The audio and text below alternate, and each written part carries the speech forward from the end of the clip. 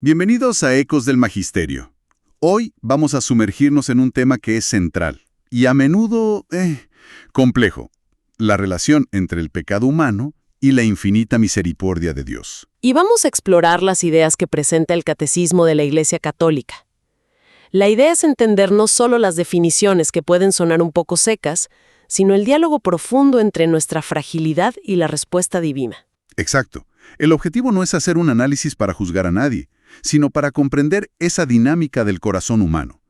Entender qué es el pecado, cómo se manifiesta y sobre todo cómo la fe lo enmarca siempre dentro de la misericordia.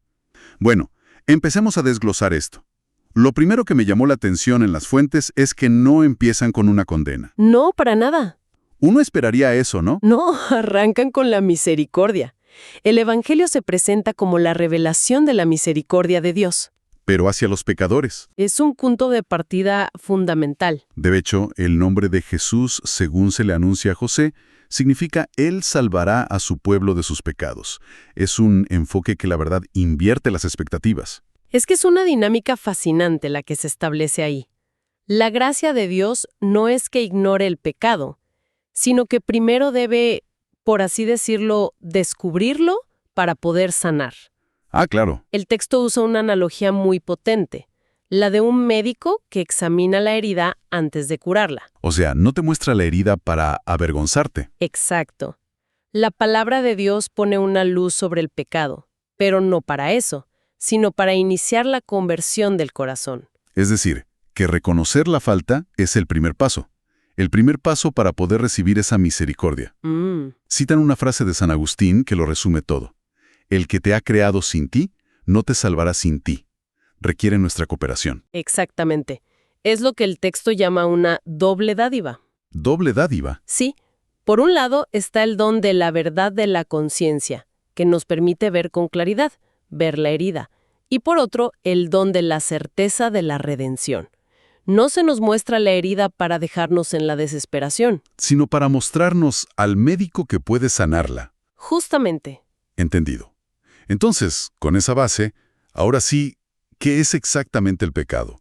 La definición que dan es muy profunda. Sí, no es algo simple. Dice, una palabra, un acto o un deseo contrarios a la ley eterna. Va mucho más allá de una simple infracción. Es que se describe como una falta contra la razón, la verdad y la conciencia recta. O sea, no es solo romper una regla externa. No, y sobre todo se enfoca en el aspecto relacional.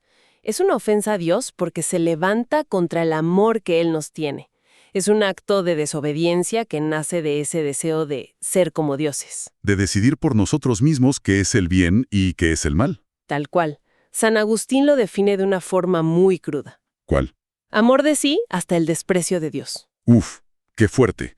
Es la antítesis total de la obediencia de Cristo. Y curiosamente, las fuentes señalan que donde más se ve la violencia del pecado es en la pasión. La incredulidad, la traición de Judas, las negaciones de Pedro, el abandono de todos. Pero esa es la gran paradoja. A ver. Que en esa hora de máxima oscuridad, ese mismo sacrificio de Cristo se convierte casi secretamente en la fuente inagotable del perdón. Donde el pecado abundó. Sobreabundó la gracia. Ok.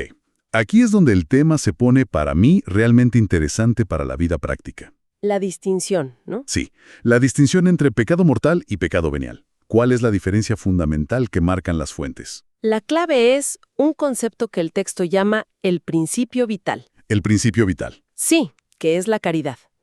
El amor a Dios y al prójimo. El pecado mortal es aquel que destruye la caridad en el corazón. Es una ruptura deliberada de la relación con Dios. La curta por completo. Por completo. En cambio, el pecado venial la hiere, la ofende, pero la deja subsistir. Entiendo. Ahora, para que un pecado sea mortal, se necesitan 3 condiciones. Y esto me parece crucial. Sí, no es tan automático. 1. Materia grave. 2. Pleno conocimiento. Y 3. Deliberado consentimiento. Precisa por los 10 mandamientos. Robar, matar, ese tipo de cosas. Pero las otras 2 condiciones son internas. Y ahí entran los matices. Todos los matices. Por ejemplo, la ignorancia involuntaria, o las pasiones muy intensas, o presiones exteriores muy fuertes. Todo eso puede disminuir la responsabilidad de una falta grave. O sea que no es lo mismo. No, el pecado más grave es el que se comete por malicia, por una elección deliberada del mal, con frialdad. Por lo tanto, aunque podamos juzgar que un acto es grave en sí mismo, ¿El juicio sobre la persona? claro, el juicio sobre la persona, las fuentes nos recuerdan que debemos confiarlo a la justicia y a la misericordia de Dios. Y sobre el pecado venial, hay una advertencia de San Agustín que es muy visual, muy potente. ¿Cuál es? Dice, muchas gotas de agua llenan un río. Muchos granos hacen un montón. O sea, no hay que subestimarlos. Para nada. Un pecado venial que es deliberado y del que no hay arrepentimiento, nos va disponiendo, poco a poco, a cometer el pecado mortal. Te va debilitando. Debilita la caridad y, bueno, nos acostumbra al desorden. Y el análisis no se queda en el acto individual, que eso me parece fascinante. Se habla de la proliferación del pecado. Como un acto lleva a otro, y va creando como una facilidad para pecar, que al final engendra el vicio. Y de ahí surgen los famosos pecados capitales. La soberbia, avaricia, envidia, ira, lujuria, gula y pereza. Exacto. Y se les llama capitales no porque sean necesariamente los más graves, sino porque son como cabezas, como fuentes que generan otros pecados y vicios.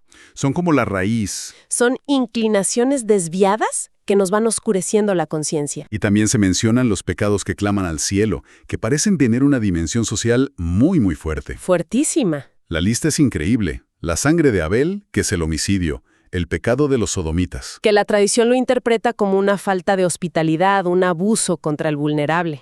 Claro. Luego, el clamor del pueblo oprimido, la injusticia contra el extranjero, la viuda, el huérfano o, esto es muy actual, retener el salario del trabajador. Es que esto nos lleva a un concepto muy importante, nuestra responsabilidad en los pecados de otros. ¿Cómo es eso? ¿Somos cómplices? A veces sí. Somos cómplices cuando participamos directamente, obvio, o cuando los ordenamos o aconsejamos. Pero también, y esto es clave, cuando no los impedimos teniendo la obligación de hacerlo. Una responsabilidad por omisión. Exacto. O cuando protegemos a los que hacen el mal. Y todo esto, supongo, es lo que culmina en lo que las fuentes llaman estructuras de pecado. Una idea potentísima. ¿Sí? Porque los pecados personales se van acumulando y crean situaciones e instituciones sociales que son contrarias a la bondad divina. Y que a su vez Inducen a otros a cometer el mal. es como un círculo vicioso. Un pecado social. Tal cual. Entonces, a ver, ¿qué significa todo esto? Empezamos hablando de misericordia, viajamos por la realidad complejísima del pecado en todas sus formas, personal, mortal, venial y social. Y el círculo como que se cierra volviendo al inicio, ¿no? Totalmente.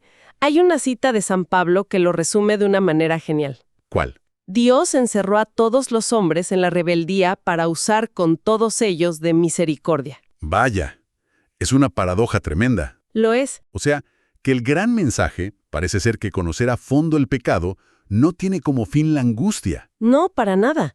Es para poder apreciar la verdadera dimensión de la gracia y del perdón, Es reconocer la enfermedad para poder acudir al remedio. y valorarlo. Y bueno, para la reflexión final, dejamos este pensamiento. Las fuentes dicen que la raíz de todo pecado está en el corazón del hombre, Sí. pero también afirman que en ese mismo corazón reside la caridad, que es el principio de todas las obras buenas. La pregunta que queda en el aire es, ¿cómo se trabaja interiormente para que la caridad florezca y domine ese espacio, en lugar del pecado? Una pregunta esencial para la vida espiritual. Sin duda. Gracias por habernos acompañado en este análisis. Hasta la próxima.